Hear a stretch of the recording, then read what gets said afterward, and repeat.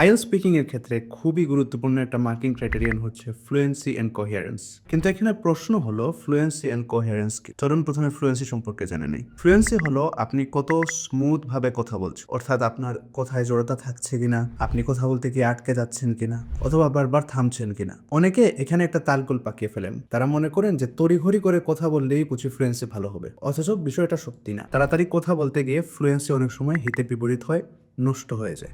এখানে স্পিড নয়, flow matters মোর। অপরদিকে কোহেরেন্স মানে হচ্ছে আপনার কথাগুলা কতটুকু কানেক্টেড এবং কতটুকু অর্গানাইজ, এবং আপনার কথার মধ্যে একটা আইডিয়া থেকে আরেকটা আইডিয়াতে ট্রানজিশন কেমন স্মুথ ভাবে হচ্ছে সেটা। এর জন্য দরকার simple linking words, clear structure and organised answers. মনে রাখবেন, দ্রুত কথা বলা মানেই ফ্লুয়েন্ট না, আর লম্বা লম্বা আনসার দেওয়া মানে কোহেরেন্ট না। আপনি যদি ফ্লুয়েন্সি অ্যান্ড কোহেরেন্সে ভালো করতে চান, তাহলে আপনার আনসারের মধ্যে স্মুথনেস থাকতে হবে এবং আপনার আইডিয়াগুলো সুন্দরভাবে কানেক্টেড থাকবে। এই সমীকরণটা মনে রাখুন: fluency plus coherence equals higher band score.